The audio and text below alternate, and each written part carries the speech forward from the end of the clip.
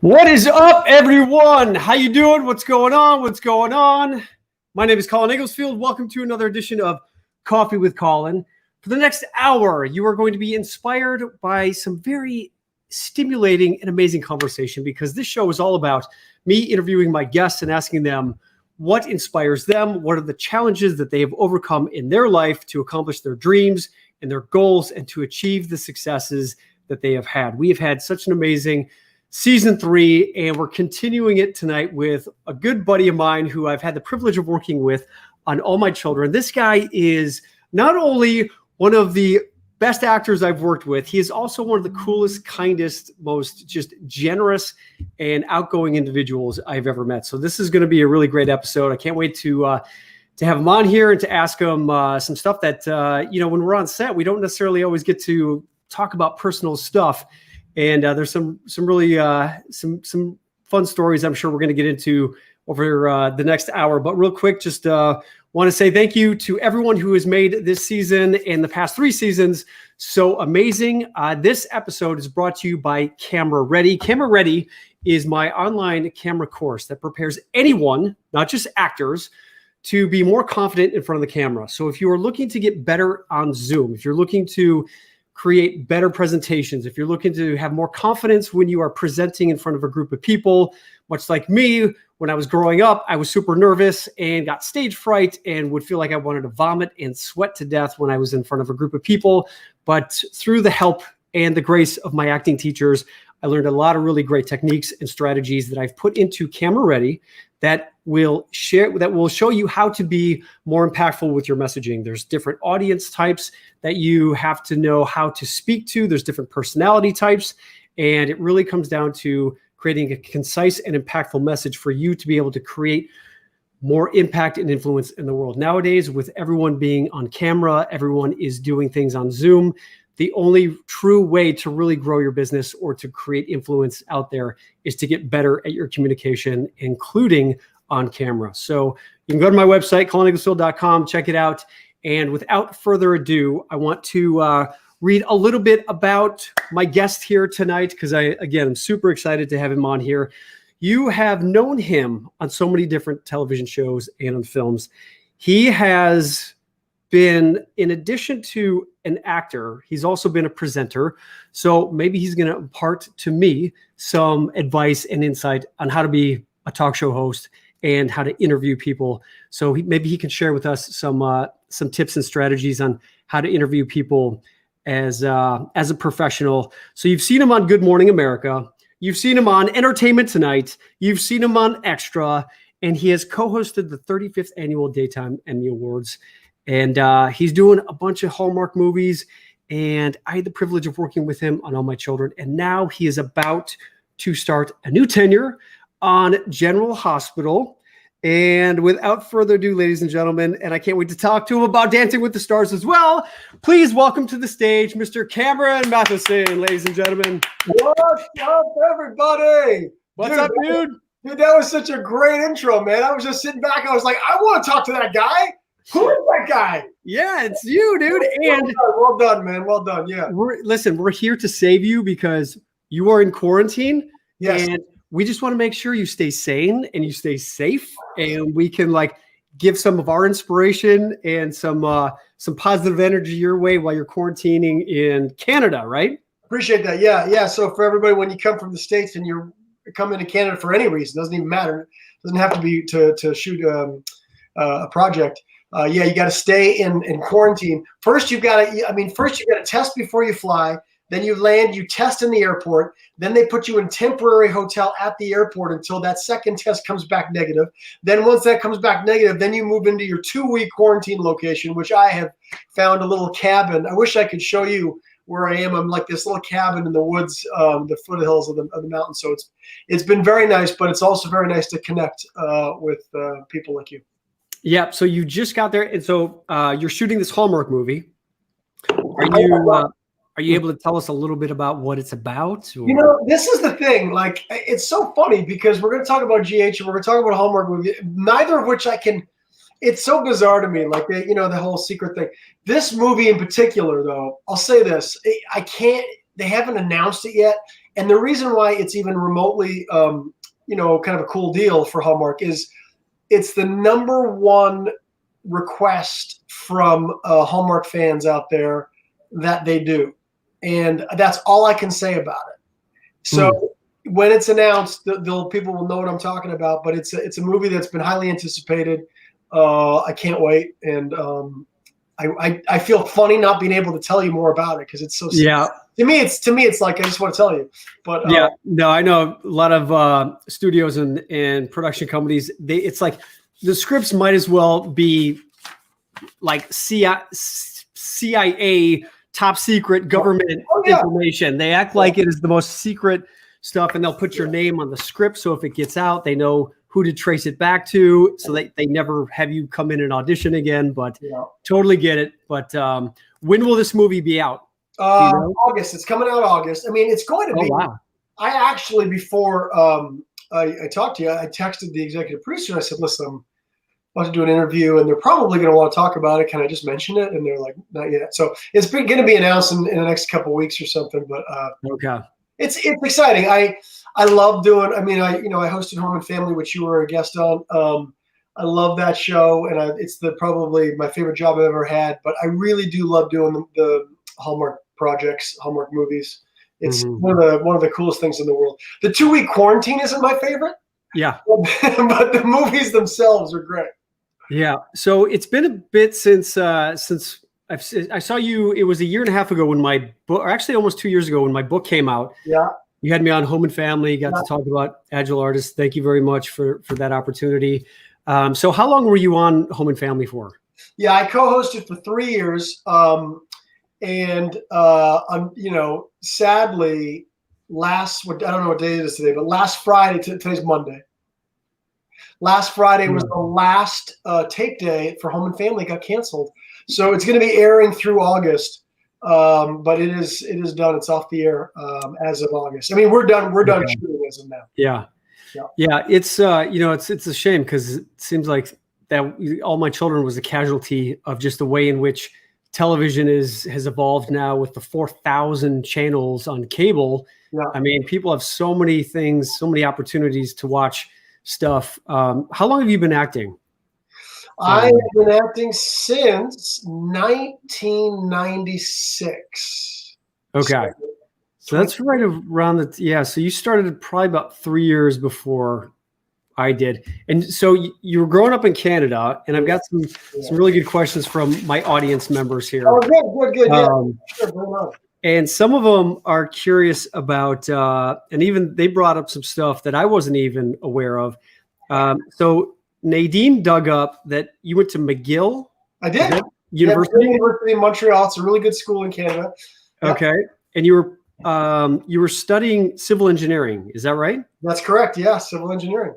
Okay. So what happened did you graduate? How did you get into the whole acting thing? Was it something that you wanted to do? It's a crazy story, and one that my parents are pained by reliving every time I tell it. But so I'm in engineering school, and I've worked for professors all the way through. Like in my summer breaks, I work for a professor, and then I kind of go back, and school's going well and everything. I'm not super crazy about it. It's not. My whole MO was to go to engineering school and then maybe get an MBA and get into a design build situation with my buddy who was an architect, right? I'd be the engineer, he'd be the architect. I would have maybe gone to MBA school. That was sort of the big picture. However, the summer before my last year engineering, I couldn't find a job. I couldn't get one with professors or whatever. And somebody said, you should try modeling, make some extra cash. And I was like, yeah, sure. I never really took it seriously. But I went to see an agency up in Canada. I think at the time I was in Toronto, and that went well. Like in the first week, I made more money than I made like my last 3 summers combined, and I was like, "This doesn't suck." Yeah. And then that led into doing commercials. And my whole time through college, my roommate was actually a pretty successful actor. He was studying arts and drama there, but he was also working and writing and doing a lot. So I was around it a lot. So when commercials started coming in, and then I started getting what they called legit auditions, I started booking things. I guess I was on some level comfortable enough just to be, pretty real on camera. I wasn't necessarily like a trained actor by any means. But then I started booking stuff in Toronto, and I did a movie called 54, Studio 54 with Ryan Phillippe, Neve Campbell, Mike Myers, Selma Hayek. It was amazing. And then I was on that set when I got the call that I booked all my children. I had done this audition and I booked all my children. So that was a pretty life-changing time.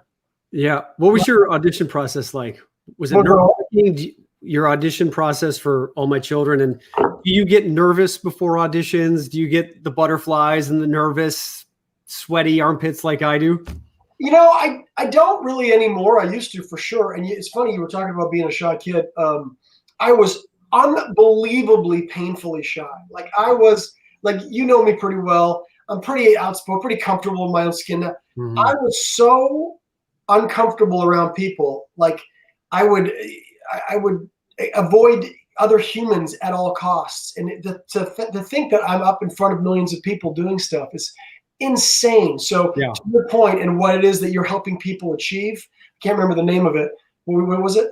Camera Ready. Camera Ready. It's gold. It's really, first of all, it's possible, because Colin and I are living proof of that. Yes. I didn't take it, but essentially I did the work. I did a much harder version. I would recommend going Colin's way for sure.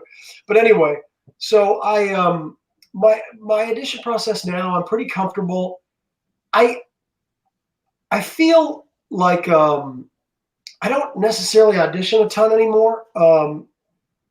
But I don't know.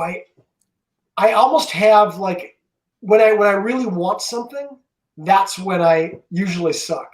When I really want it, when it's something like, oh man, this is changing my life, I want this so bad. Yeah. That's when I usually, like, I just try too hard. But when I don't really care, like, so for All My Children, I was just visiting friends in New York for the weekend, man. Like, I was just there. I went to see an acting agent just to be able to write off the trip. I bought a place in Toronto. Like, I wasn't moving anywhere. Yeah. And the acting agent said, listen, I think you got a great look. Judy Bly-Wilson at All My Children's a friend of mine. Just go and say hi. I was like, sure, man. Yeah, let's go. Let's go say hi to Judy Bly. Like, again, it was not even in the realm of possibility for me. Yeah. Anything, I was going to move to LA. I wasn't going to move to New York. And, in my head. And I went into Judy and I was relaxed and whatever. I told her I was shooting 54. And then she gave me a script to read, gave me a cold read. So for 5 minutes, I looked over this little scene, and then she put me on tape. She's like, just going to put you on tape. Go ahead. From that tape, I got a screen test. I was the only one they screen tested. They wrote the part for me, and I booked All My Children, man. It was like the biggest gift. It was does not happen like that, everybody. It was just sometimes, like I said, I wasn't grasping at it. It was like something that I wasn't even considering. So I was super relaxed, probably a little cocky. I've seen my screen test. I've seen the cold read. I saw. Okay. I would love to see that. And is that on YouTube? Can we watch it someplace? I gotta find it. I mean, I have it on file somewhere. I haven't posted it anywhere, but anyway. So it was. It's a good lesson. It's a good lesson to do your best to be not too attached to results, and just go in and do your deal and do your best and prepare, but then let go of the results, let go of what can happen, because there's a million reasons they'll love you. There's a million reasons that they'll absolutely not even consider you. So yeah, that's why I love acting, because it's such a Zen practice of working hard, putting in the work, but not being attached to the outcome of what it's going to be like.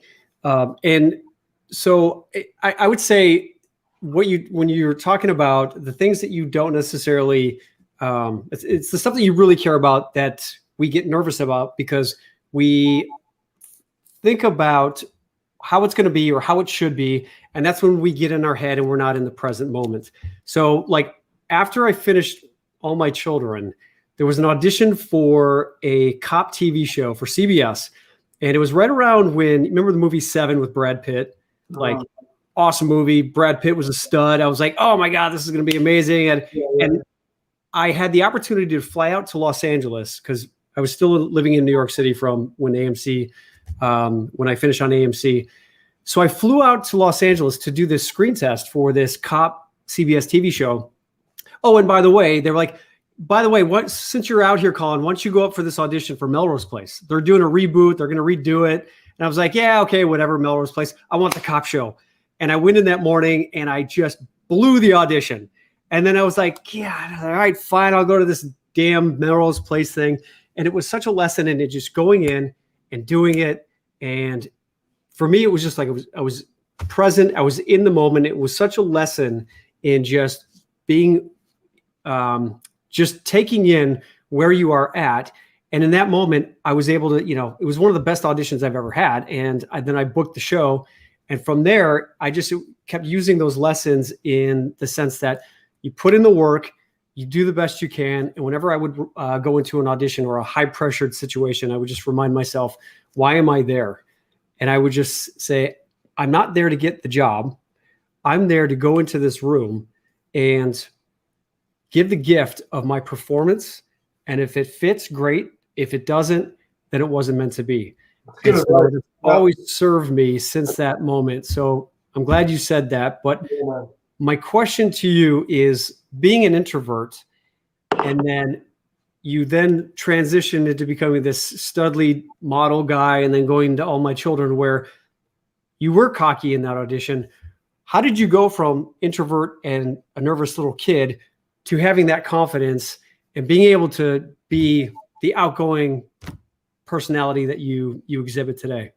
It's a really good question. And I don't have like specifics, but so we're going to take a little detour here. When I was a kid, I was from the age of 2.5 to about 7. I was disabled. I had a degenerative bone disease in the head of my femurs, and I wore a very, very large A-frame metal brace, like Forrest Gump's, but like way bigger, and I couldn't walk in it. It was rigid, and I had a crutch in back, and I had a crutch in front, and I would swing me to walk. Like, I mean, I'm talking all the way through elementary school. This is how I was night and day. I wore it to sleep. Like it was a thing to stare at. It was a thing to be like, what is going on? Made a lot of noise. So my point is I learned in those years to really kind of try and hide as much as I can, because people would stare, and as a kid that could be tough with bullying and all that stuff. Yeah. But so my point is that as time went on, I still kind of identified a little bit with being that kind of, for lack of a better word, crippled kid. And then as I kind of got older and I excelled in sports, and I probably did it subconsciously to overcome, my sort of early beliefs of myself. But I started to kind of go crazy with sports, and I did really well in basketball. I played college basketball at McGill. And then I started, I used other successes in my life to build sort of more confidence in myself. And then eventually, and that's also, believe it or not, one of the reasons. So I'm not saying this is the right way to do it, everybody. I'm just saying that I think that's how it worked for me. I think there's a lot healthier way to build your own self-confidence than by using external kind of validation. But one of the reasons I went into modeling to begin with was that same reason, to sort of feel validated, to have a different kind of identity. I definitely didn't think about it at the time, but I remember really wanting it. And my buddy, who was an architect and all, I was successful in engineering school, going off to MBAs, and they were like, why do you want to do it? Like, I don't understand why do you want to do this? And I really believe that's why. And I think over time, I just was in a situation that allowed me to become slowly more confident, slowly more sure of myself. But when you base it on all those externals, it becomes very fragile. Mm-hmm. So the reason why I wouldn't recommend, doing that. I mean, of course it helps a little bit, right? You want to try and emphasize things that maybe you're good at, or that you feel good about, or that you're confident in. But at the same time, if your whole self-worth is kind of based on all those things, it's a very fragile situation, because they're not going to last. Yeah, well, I think it's good advice. Doing something that you love and that you're good at, and then building off of that. So you were good at basketball. It was something that you love to do, right? And I think when you do something that you love and you know that you're good at it, I think that's a great way to start building more confidence around what, who you are and what you're able to do. Focus on the things that you love, even if maybe you're not, if you love to draw and let's say maybe you're not the best artist, if you love to do it, just keep doing it, because it's all about you doing what you love to do. That's what's going to resonate. That's where, it's about owning the things that are unique to you and the things that you love, because you're right. If you try to find validation outside, you are constantly going to be disappointed, and you're going to constantly be on this roller coaster of did I do it right? Is this something that, you're constantly asking permission from other people to do something, where if you just focus on the love of what you do, then no matter what happens in your life, because as actors, we're on TV shows, then we get let go of TV shows end, and it's for the pure love of this that keeps me going, probably you too, because this job is way too difficult to be dealing with all these ups and downs. And people keep asking me, like, how do you keep going? Like, what do you do to keep going? What it's like, well, I just love it. Like, I literally, the people are always going to say negative things or have comments. And I mean, we all get it. Even the top A-list actors out there and anyone that is great at anything, they're going to be criticized. So I keep saying, you might as well just do what you love to do, because if you're going to get fired or if you're going to do something difficult in life, you might as well do something that you love to do rather than something that you hate doing, because either way, the results are going to be the same, or the judgment, the criticism is still going to be the same. It's really good advice. I mean, we're very, very fortunate and we're grateful. I'm sure that we get to love, like I when I was home and family was on for those 3 years up until Friday, I loved it. I loved going to work every morning. I love being on that show. Mm-hmm. When I come to a Hallmark movie, I love it. When we were on All My Children, I would still be on that show if it was still on the air. Like, I loved it. Like, you know what I mean? There's it was fun. other jobs that I've done that I haven't, that have been sort of in that, I had to take jobs that I had to take. They weren't my favorite, but at the time, I got a family to provide for, so I had to take them. But we've been lucky to have been doing things that we just love. So yeah, it's awesome. So I've got. By the way, I just want to say, what I loved about working with you on All My Children is that Cameron, ladies and gentlemen, had a full weight set in his dressing room. So whenever any of us guys on the show had to go do like a shirtless scene or a bedroom scene, we would go to Cameron's room, knock on the door. Hey, Cam, can I use those 25-pounders? He literally had a weight set in his dressing room. It was great. I did. I had a whole rack of dumbbells, didn't I? Yeah. Where is that thing? They're smart, man. It was, I'd walk in there, like Aiden Turner would be in there, or Justin Bruning would be, oh, hey, dude, you got bedroom scene too? Yeah. Trying to get the pump up. Listen, it was great. Weights, I would just do push-ups like crazy, but Yeah. So I have a question here from Miss Nicole Weston. She's asking, if you weren't an actor, what would you be doing? It's a great question. I mean, in my fantasy land, I would be like a ski instructor and a golf instructor, like summers and winters, right? That's sort of like fantasy land. But realistically, I probably would be in finance. I probably would have gone from engineering into get an MBA and likely gone into the financial world. I'm like a numbers guy. Math and science has always been my thing. And sometimes I wonder what it would have been like had I done that, because it would have been a little potentially more stable, not for sure, but a little bit more stable maybe. So as a business-minded person, do you do anything entrepreneurial? Not terribly, other than try and start like a little kind of fitness, all sort of a health and lifestyle brand that I'm slowly working on now. It's called All Health 360. It's just kind of in its early stages, but it's being like 360 degrees of health coming at it from, meditation and emotional health and nutrition and fitness and stuff.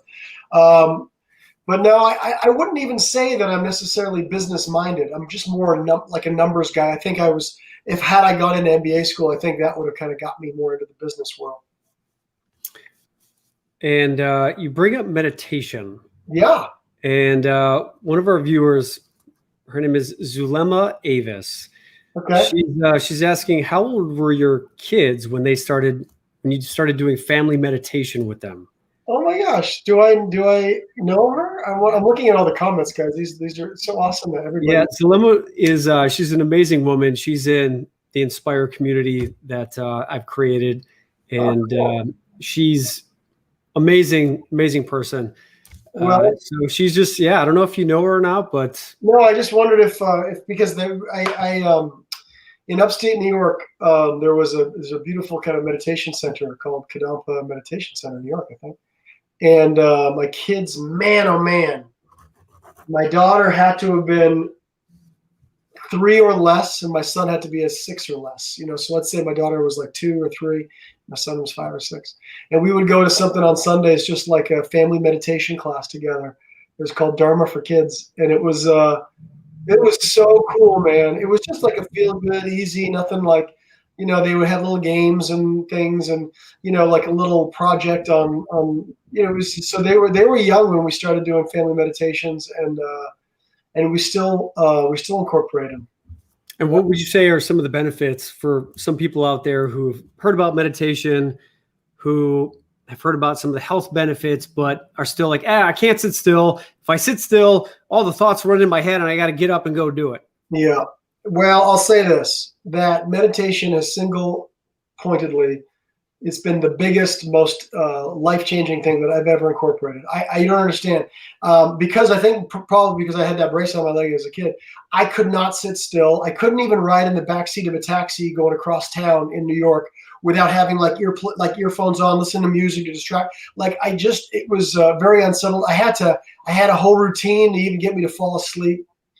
Meditation has it's incredible how you can incorporate changes into your life like nothing else. Because the example I give, and I don't want to get too into this, but like when you let's say you read a self-help book or you go to therapy or something, it's in many ways a very surface level change. It's like you're on the surface of a very turbulent ocean, and you're trying to make an impact on that ocean, like throwing a rock into it. It's not going to make a big splash.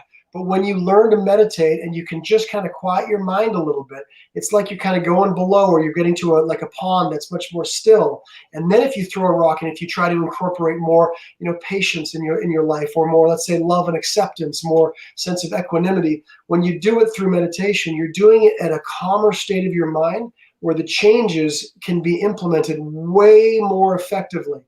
And I agree, at the beginning it can be really hard, but I hated it at the beginning. Like I couldn't. Yeah. I have no idea why I continued doing it. Because, it's shocking to me. It was so painful for me at the beginning, that the fact that I kept doing it, I must have found just a tiny little bit of benefit initially. And I know that I do know that if you can change a tiny bit, you can change a tiny bit more. Yeah. You can change a tiny bit more. You can change a tiny bit more till eventually it's a lot. And for some reason I stuck with it. And now, like on this 2-week quarantine I'm up here, I have a structured meditation retreat that I'm doing. I'm doing 3 sessions a day. That I'm, it's a gift. It's amazing. And it's not just blanking out your mind. Your mind's going to be busy. Your mind's going to have thoughts. It's more or less just kind of controlling those thoughts. Yeah. It's to try and blank it out to nothing is just one small little type of meditation, which happens to be very hard to do. It's called the absorption of cessation meditation. And there's a lot of different types of meditations where you're actually using your mind to help keep it occupied, to help making those changes that you want to make. So I highly recommend it. Yep. Again, right before I started on Melrose Place, when I got booked on the show, went out to Los Angeles, and I was so nervous because everyone just kept saying, "Oh my God, you're going to be on the show. The last Melrose Place went for 7 years. You're going to be this big TV star, see those houses up in the hills. You're going to be like a millionaire." And I was like, "Oh my God, like what?" And so I just literally started getting all this anxiety. And a friend of mine was a yoga/meditation teacher. And funny enough, he was a model that I met in Milan, Italy. And when I'd met him, he was always just like calm and really zen. And when I went out to Los Angeles, always stayed in touch with him and knew he was doing yoga and meditation. So I called him up and I said, dude, I need some help. I like the anxiety and my mind is racing about all the stuff that I'm thinking about. And so what he taught was transcendental meditation, where they give you a mantra. Yeah. And so instead of just sitting there and thinking about nothing and having all these thoughts come into your head about all the things you have to do and should be doing, it's all about focusing on a word that keeps you centered. So whatever that word is, you can create it to be like peace. And you just keep repeating that word, peace or calm or whatever it is, and thoughts will come up. And even if it's just for 2 minutes, start with a 2-minute meditation practice. And then like you were saying, just add to it until it's 5 minutes. And they say that a quality meditation is 20 minutes in the morning, 20 minutes in the evening, or whenever you need it. So I'm seeing some comments here about people have tried it, and it like Nicole is saying she's never been good at meditation, brain racing, need to try this again. And Angeline Fry, I would definitely highly recommend trying it, and just pick a word that induces some state of calm or relaxation for you, and sit, put on some relaxing music. And I guarantee you, like you said, it has been a game changer, because when you quiet your mind, you open yourself up to solutions to any problems you're dealing with. You allow your mind and your brain to have the ideas come into your head that allow you to solve the problems that you're dealing with, instead of just trying to muscle through them. Absolutely true. 100%. Yeah. It's pretty amazing. And yeah, it definitely takes a little practice to kind of get going with it. But and also if you can find a class to start with where there's like somebody teaching. Well, by the way, was the model named Cameron? What? No, his name was Derry. Oh, Derry. Okay. Yeah. There was a guy in Italy named Cameron. He was like a big model. I think he was before your time though. Okay. How old are you again? I'm 48. You're but 48. I remember Cameron. I actually worked with Cameron. Oh, you did? Okay. Yeah. Yeah. Was he in the meditation? Like a big yogini or a big yoga instructor. Okay. Yeah. Well, you touched on saying that you've read some books. I'm sure you've read plenty of books in your life, but the question is from Marisa Costa. Who's your favorite author? Well, as far as like kind of everyday books, probably Paulo Coelho. The Alchemist. Yeah. I love that book. Yeah. Other books as well. Now, as far as like, kind of meditation books, or an incredible Tibetan Buddhist monk named Geshe Kelsang Gyatso is the books that I follow for, like, that I'm kind of reading on this meditation retreat. But yeah, those are the kind of books that I like to read, because Colin and I, we read scripts and we read enough kind of like fantasy and things. And when I take time to sit down and read it, for me, it makes more sense for me to make it sort of like a meaningful reading session. Not that reading scripts isn't meaningful, but those are more just like either work or for pleasure. So yeah, those are the types of books that I like to read. Awesome. And next question is from Sharon. She would like to know, who would you like to work with that you have not yet had the opportunity to work with? Actor, director. Yeah, that's a good question.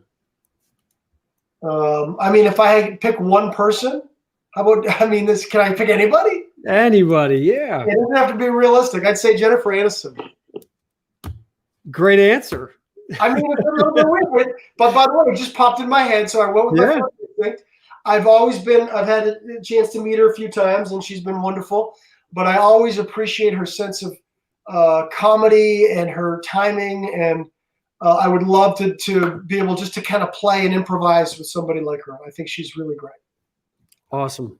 Yeah, definitely a fan of hers. Samantha Carnes is asking, what keeps you motivated? To make the most out of my time here, like to not feel like I'm wasting my life. That'll get kind of corny, or but I feel like I stay motivated. I don't, I think it's really important to have downtime. Don't get me wrong. Like it's really, really important. I'm literally doing that for 2 weeks here. I'm barely working out. I'm just doing like light yoga, meditation, you know what I mean? So downtime's great. But what I mean is just motivated to find the next, I don't know, to travel, let's say, or to find the next kind of cool project to work on or to produce I definitely, I push myself to continue my health journey and to figure out like, how I can be healthier, what I can do. And that's why I sort of started that All Health 360 handle. But I think the real motivation behind it all is to make the most out of this life. And touching on that, you and I share something in common in the sense that we've had cancer, we've gone through a cancer battle, and just wanted to ask how that's been for you, because for some people out there, they may not know that you have been dealing with your own cancer experience. Would you care to share with us a little bit about that? And yeah, I'd be happy to. Yeah, I was diagnosed in 2019 with renal cell carcinoma. It was August of 2019. I still remember the day I got the phone call. Renal cell carcinoma, or kidney cancer. And it was in my right kidney, and it was a tumor about 4 centimeters, which was, pretty good size for a kidney tumor, not massive, but good size. They thought it had been there for many years because it grows apparently that tumor grows pretty slowly. So probably been there, I mean, they don't like to put a time on it, but between like 6 and 12 years it's been growing there. So how did you know it was there? Yeah, it's the question I get more than anything, and honestly, it was incredibly fortunate. But I've always been like the guy. Like I've noticed in the last, let's say, 7 years or so that something's changed in my body. Like I noticed that just digestion wasn't as good. I didn't have the same kind of energy. There was like more cramping and things like that, and so I had been doing lots of tests, blood work. Stomach tests, all sorts of tests looking at levels, and a lot of them were pretty concerning and not really in line with what should be for a guy who's active and eats really clean, like crazy clean, and meditates and tries to de-stress. I do, like, on paper everything right, but my white blood cell count was very confusing. As well as some other things. And I thought that I had something wrong. And I had asked for an MRI. I said, let's get an MRI on my gut, because I figured. And the doctor's like, you definitely don't need an MRI. We're not there yet. This was like for 2 years I was requesting an MRI. And they weren't saying no. They were just saying, you really don't need it. Trust me. So I was like, okay. Eventually I was like, I was so strict for a while. And then I get some more tests. Strict meaning like careful with what I was doing and eating. And the results were still super off. And I'm like, what is going on? I cannot figure this out, especially the white blood cell one, because that's a biggie, right? White blood cell, if the numbers are a certain way, can be an indication of something big like cancer. So I said, fine, let's get you the MRI. And it was of my gut. And then the MRI, I felt the whole thing shift. Like I was getting the MRI, and all of a sudden it went, and I spent another like 40 minutes in this new position. And I was like, that's kind of weird. But didn't think much of it. And then I got a call from the doctor 5 hours later, which is never a good sign. So they said that my gut was fine, but that I had a tumor on my kidney, renal cell carcinoma. Now with kidney cancer, if it hadn't spread, which it hadn't, into my lymph nodes and my lungs, etc., they think likely because I have been so healthy and I don't eat a high sugar diet and I don't eat a lot of processed foods and stuff, didn't really have the energy necessarily to spread, but just to kind of grow and then spot, which is very lucky because it's been there so long.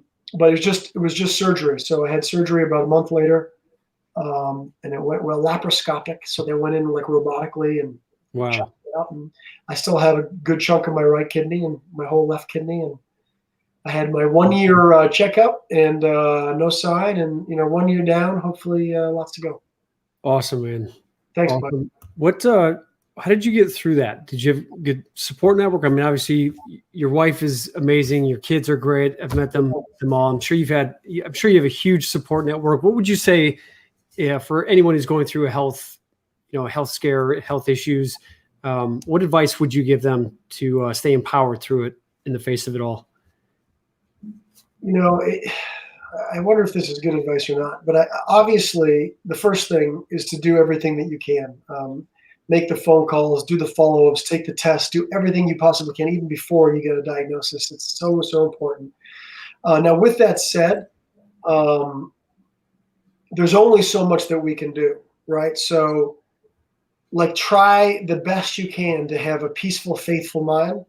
I would say in the face of adversity, I think that'll really help your recovery, and to really try to do it all with peace, to do it all with as much acceptance that you can, because I feel like that has it has a very positive effect on your mind. So you already have a, let's say, a sick body, cancer or who knows what, hopefully not, but let's say, something that you need to fix in your body that's already there.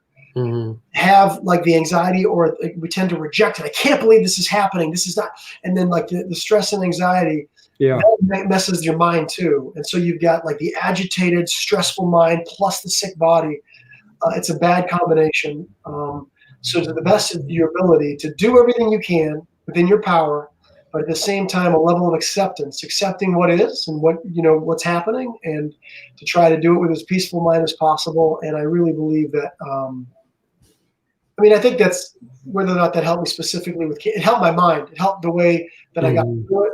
Obviously, your support system is massively important. And too, Colin, you so many people that love you and follow you that you don't even know, were there and reached out and sent you love and prayers, and we're so incredibly lucky for that, and great, so fortunate.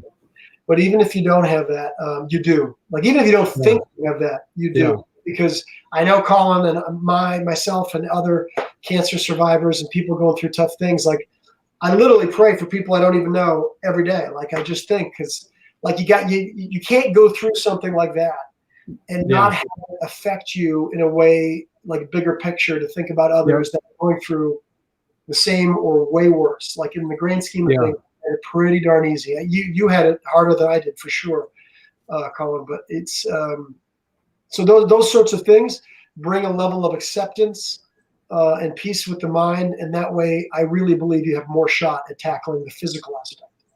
Yeah, it's great advice, and I would also say that a lot of us are afraid to share experiences like this, or to tell people that we're going through certain things. And I tried to hide it. I didn't tell anyone at all my children. I remember. I had my surgery. I was going through my radiation, and it was the third week of my radiation treatment when I was on set. And Casey came up to me and he was like, you're right. And I probably looked like I was green and sweaty. And the radiation was just was making me not feel great. And at that point, I couldn't hide it anymore. And I said, no, I'm going through this treatment. And he said, why didn't you tell anyone? I said, I just didn't want to make it anyone else's problem or issue. And it was a big lesson, because, as afraid as I was to tell people, as soon as I told Julie, our producer, she was like, what are you doing? We're family here. This will give you whatever you need, time off, whatever. And then you and everyone else on the show, they just showed up, and it just felt like so comforting knowing that now I was coming to a show that it went from me showing up on a TV show with other actor people, where now it felt like a family, that you guys it really felt like you guys got to know me on a deeper, more intimate level.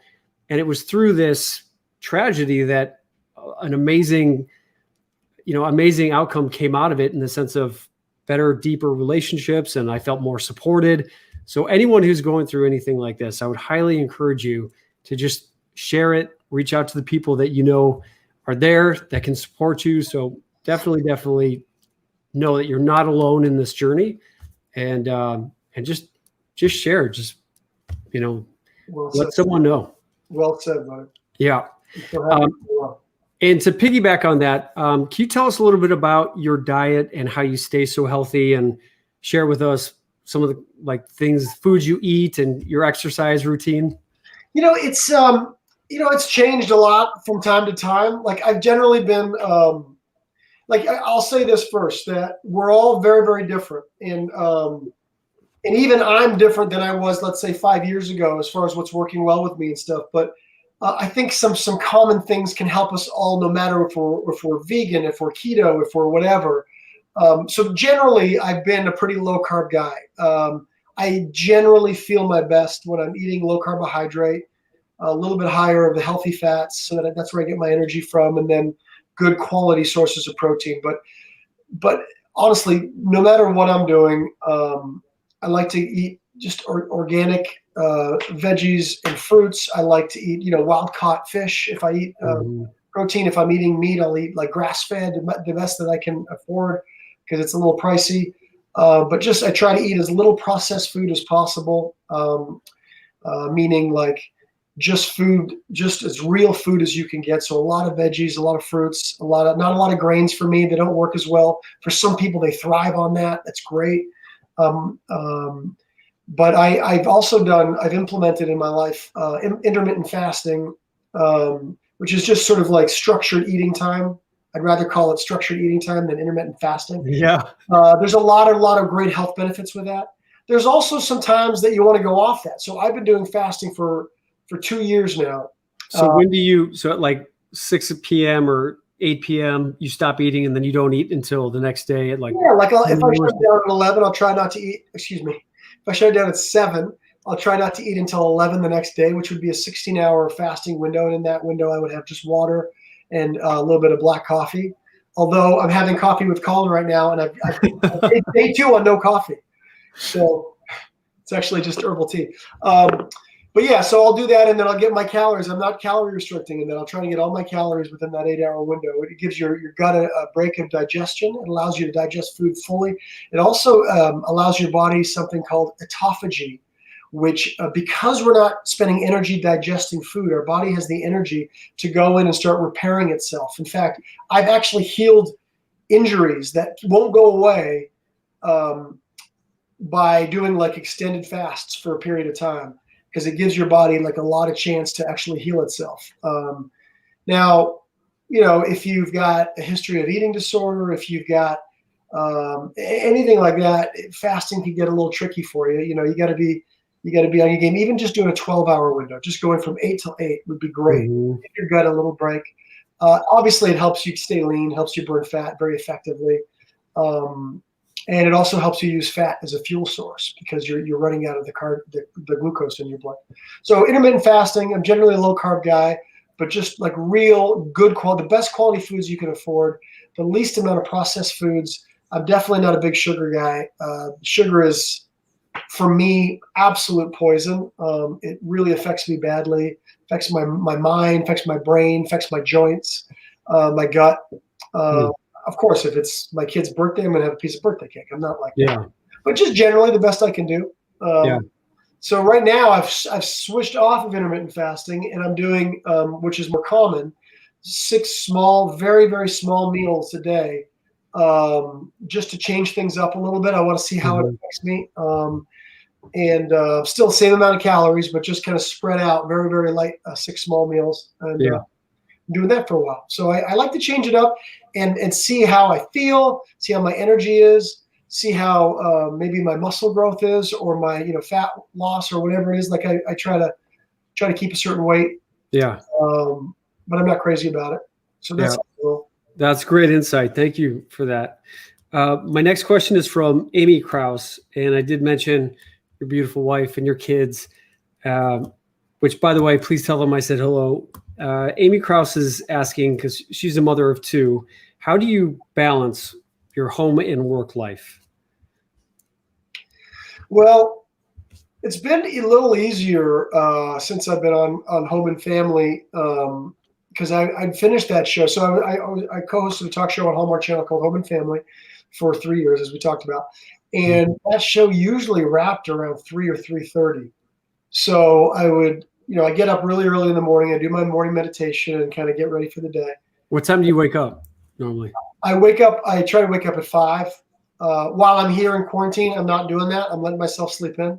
Okay. In fact, I'm trying to encourage myself to sleep in. Yeah. You just kind of pack up on some sleep. But generally when I'm working 5 o'clock to get everything in before I go. And so it was easier to balance. But one of the ways that I do balance it, and it's maybe a little bit sad, I don't know, is that I don't have a lot of other life. like I've got work, I've got my family, which is incredibly important to me. They're a super, super involved dad and husband. And then sort of my fitness and feel good aspect, which I try to do at home, but I also like to play golf. So my alone time in that is when I kind of go and play a few holes of golf, even in my quarantine. I'm going to try and turn this around so you can see out the window. I don't know if this is going to blow it up, but there's a huge field. I even found a quarantine place where there's a huge field out here where I can hit like golf balls. Oh, gorgeous. So for me, that's something that is very relaxing. It's like, it's sort of like my fun time, I get to do that. But really, the fitness and lifestyle, work and family, I don't really socialize a whole lot anymore. Mm-hmm. Maybe once my kids kind of go to college or whatever, maybe I'll get back to that. But it's, What's maybe some insight for someone like myself who is hoping to be married someday? What would you say are some advice or some insight that you can offer to someone like myself to make sure that I have a successful marriage and a great relationship? Dude, this is so ridiculous. You're going to get 70,000 like marriage proposals right now. Like the fact that you even just put it out there, you just you broke the internet. Honestly, you're one of the best guys I know, and I mean that, especially in this business, it's incredible. But just in general, you're such a solid dude. And when you went off to such bigger and better things after all my children, I mean, I swear to God, I was so incredibly happy for you, man. Like everything that you've got going on in your life, I was always the biggest fan of yours. So the fact that you got married must be that you haven't met the right person yet. Because I'm too busy, man. I got too much going on. I'm like, I keep thinking like when I grow up, I'll get married. Yeah. Well, you got time. Like you say you're 48, but you look like you're 28. But I'll say this. When I got married, see your wife. I'll say this about my wife too. When we were on All My Children together, I hope this doesn't embarrass Colin. My wife and I were crazy. We were kind of like big partiers at the time. We were like, whatever. We were silly. And she always said to me, she's like, if I could have one cheat, if we had like a legal cheat, it would be Colin. And I was like, that's a little too close to home. Like I see the guy every day. Like now it's awkward. Like, what are you doing? But anyway, you missed your chance with my wife. Am I red? Am I blushing? Here's what I learned. When I got married, I definitely was still, and I guess it's sort of normal, but I was very sort of, pretty selfish guy, to be completely honest. Like I feel like, I've been single a long time. I got married when I was 33, I think. And I feel like the big, beautiful, we had trouble, the first 5 years of our marriage. I've been very open about it. It was really rocky for a long time. Obviously, we worked it out, but the real big thing I feel like for me, from my side, was learning the benefit. And it also came with having kids, for that matter, but learning the real benefit of truly being other-centric, to really, truly think about others and care about them and what they want and what makes them happy and what makes them unhappy, and try to avoid those things. And that shift, from being like the actor or the model, me kind of feel, to what about you? Even though I'm far from perfect, obviously. But that shift was what made the relationship become better than it ever was. Like it was very, very much one-sided when we first met, and it was more whatever I wanted to do, wherever I wanted to go on vacation. She was just sort of support me, and she was very sweet and kind about it. But at the end of the day, it's not going to last. It can't last like that.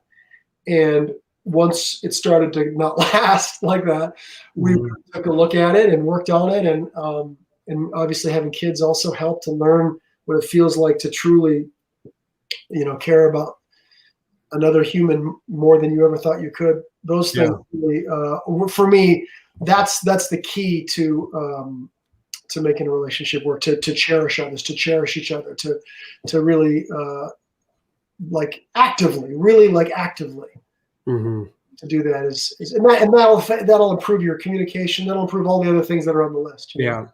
Do you feel like marriage is a good place to heal the things that you've needed to deal and heal with from like childhood all the way up into adulthood? I think having her by my side, I feel because that's what I've heard is just the things that we grow up with, from childhood into adulthood. There's so many things that happen to us, and it's hard for us to sometimes process these things on our own. And I firmly believe that when I get married, it's going to be with someone who I can intimately share my deepest, darkest things, where I feel like it's going to be a safe place for me to share that stuff. Yeah. Where I'm not asking her to fix it for me, but it's a safe place for me to just talk about it and at least help me work through some of that stuff. Yeah. And I think that's one of the things I'm really looking forward to getting married. Yeah, I hear you, and you're totally right. Like, you got to be able to be able to share that stuff, and you're right. You're not asking anybody to fix it, but at the same time, just to hear it and to understand it. Mm-hmm. And Vanessa, my wife, helped me a ton in becoming, like a better guy and a better person, a better dad, and like a ton. And hopefully I helped her too. So on that note, exactly, be here for each other, and it's been a wild journey. I guess we're coming up to 19 years. Wow. Yeah, 19 years. That's amazing. Yeah, that's crazy. That's great. Well, all my children. What year was that? I was there 2005 to 2009. Yeah. Yeah. That's crazy. Yeah. How many years were you on All My Children? From 1997 to 2011 when it got canceled. Wow. Yeah. Wow. 1 year off in the middle. I took 1 year off in the middle. Okay. Yep. Yeah. Well, we're coming up to the top of the hour here, Cam, and I just want to say thank you so much for being here, for being so candid, open, and honest. And I want to just ask a couple last questions here. What's some advice you would give your younger self, knowing what you know now? I would definitely give the advice about meditation, to learn how, it's crazy that we don't teach that in school, to learn how to be still and to learn how to work on our insides. I would definitely give the advice to learn the benefits of cherishing others and don't take yourself so seriously, in that sense. And I probably would also say that you're enough. You're enough. Because I think being that crippled kid my whole young life, and I only use that word as in quotes, that's obviously not a PC term, but that was the identification. That's how I thought of myself. Yeah. And it wasn't okay, and I use it in that way only. But I never thought I was enough. You know what I mean? I always had to do this, that, and the other thing, and it's also why I used to take my shirt off at fan events all the time, just to you're enough, dude. You're enough. I would say that. Did you ever have your shirt ripped off like I did at one of those events? I literally grabbed my shirt and ripped it off. And I was like, "What are you?" Security came and grabbed her off the stage, and then she came up and she apologized and gave me a $5 bill and said, "Sorry about your shirt." I was like, wow, $5. I would have expected a little more. I'm just saying, Colin. Yeah. And for some of the viewers out there, some of my viewers are actors themselves or have kids who are wanting to go into the entertainment industry. What advice would you offer people who are interested in getting into entertainment or of kids who are wanting to do that? Yeah, first of all, I would follow guidance from people like you. Like I really would. That's extremely important. The insights. Even Jacob Young has some great tips for people out there. He's also another actor from All My Children. I think that's really important. So take your class and do all that. But also, I would say to shoot your own stuff, put it up on YouTube. Be your own creator. Right now, especially, people are. Back in the day, you had to go to auditions and just hope to get an agent and all that kind of stuff. People are getting agents from, their YouTube channel or from whatever. So I would highly recommend to get used to putting yourself on tape, even if it's on your iPhone with a script that you downloaded from a famous play, whatever monologue you like, shoot it, do it, produce it, make it out, put it out on any really kind of form of media that you can. A, it's going to get you experience. B, it might get you seen. C, who knows? Maybe it'll turn into something that can make you a little bit of money too, if that's your goal. So yeah, great advice. And I forgot one last question from Zulema. She wants to know about your Mustang, your '65 Mustang. I love her. Yeah. I've got the best fans. They know how to find out so much information for me. We just replaced the engine. It needed a new engine, and I was like, of course, I replaced the engine before I found out Home and Family was canceled. But I can't find it. I was going to find it and play it for you on my phone. But it looks amazing. It's a '65 Mustang Fastback. It's literally like the sweetest car, the sweetest ride in the world. And now, this is the engine. Wait, I found it. I know you got to go. I know we're out of time. I know. No, it's all good, man. Show me. The engine right there. Whoa. Woo, baby. It's a beast. Damn.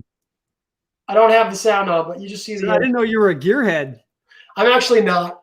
I just love this car. I just love this car. So the car, really quickly. I was in New York. My girlfriend at the time, Vanessa, was in LA.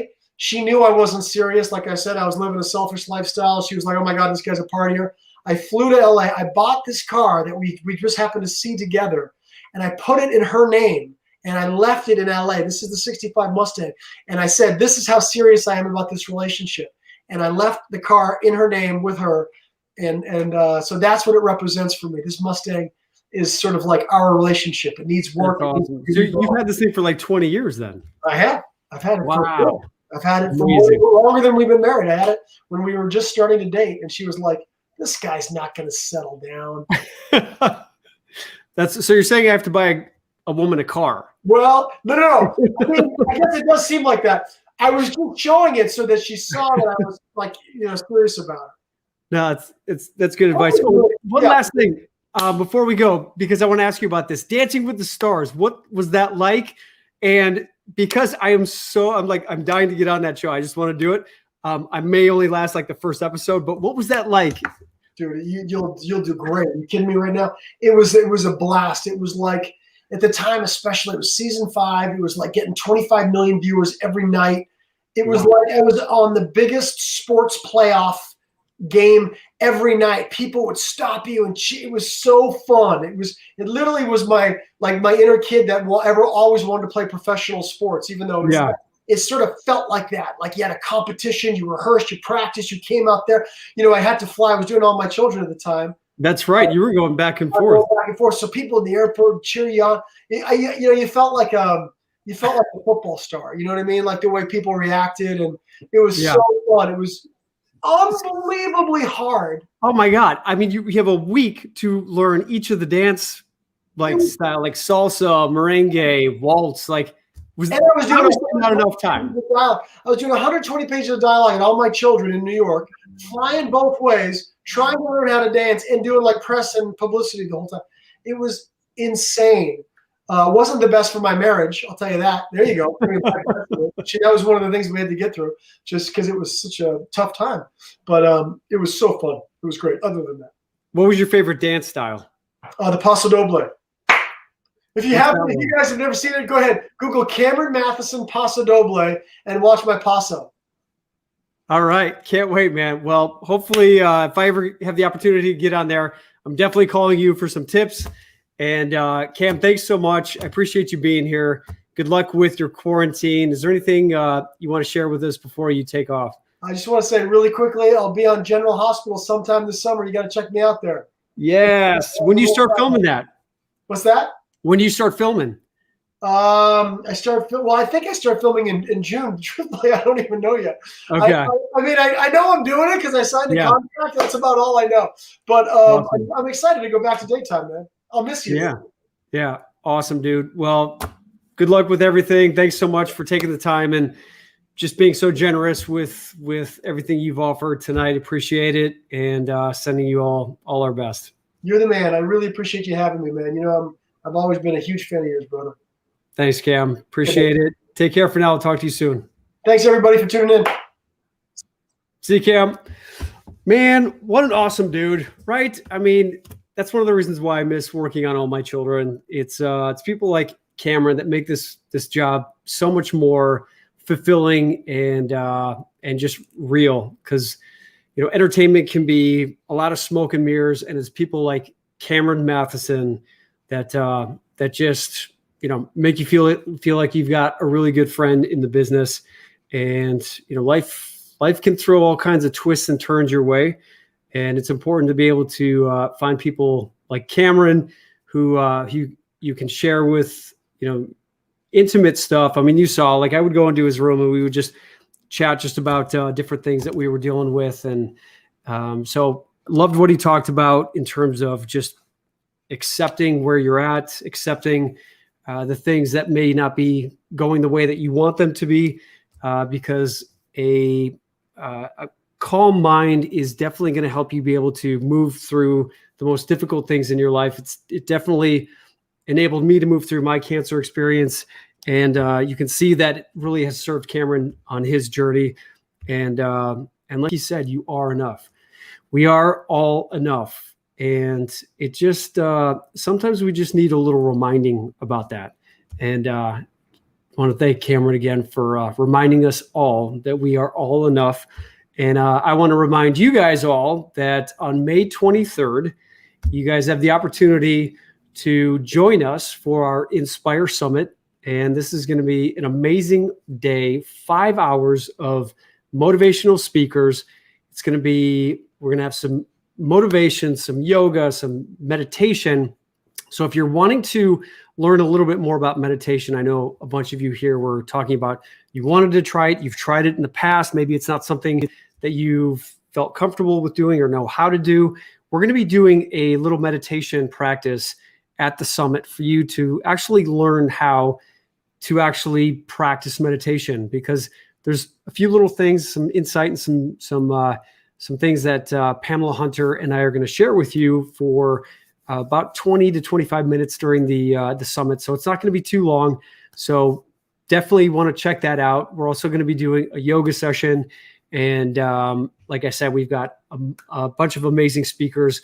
You can go to my Instagram bio, click on the link to get more information about the summit. But again, May 23rd, it is going to be an incredible day. It's going to be on a Sunday. So it's going to be essentially a Super Soul Sunday like Oprah does. So it's going to be everything that is fulfilling to you, mind, body, and spirit. And it's a day for you to just do something kind for yourself. Do something great for yourself. And if there's other people in your life who you want to maybe give the gift of a ticket to, tickets are only $20. So maybe it's something you want to give to your mom for Mother's Day. Maybe it's something you want to give to your sister or your husband or your kids. It's truly going to be an amazing day. I've brought together a lot of my great friends and some great colleagues of mine in the motivational space, and I can't wait to share with you everything that we've got in store for you. And again, if you want to join this community, our Inspire community, our Patreon communities are continuing to grow. It's been great getting to know all of you in these communities. And if you're looking to join us for our post show that we jump onto after every Coffee with Colin, you can go to patreon.com/Colin Egglesfield and join us there. And again, tonight's episode is brought to you by Camera Ready. So if you're looking to get more confident in front of the camera, if you're looking to understand what good lighting is like, proper framing, and how to craft your message so that people actually pay attention to you. There's a reason why people are not paying attention to you or not answering your calls or not wanting to be around you. It literally comes down to some simple basic mindset principles when you are getting up to present to people. And in Camera Ready, I share with you all the tips and strategies that we learn as actors on the stage so that you can go out there into the world and share your message. Again, this is not just for actors. It is designed to share with everyone out there who's learning how to just have better online presentations and who are wanting to get more confidence in front of the camera and in front of live audiences. So be sure to check that out. And that's it for tonight. And have a great rest of your evening. Have a great beginning to your week. Stay inspired. And I will see you guys next week. Take care.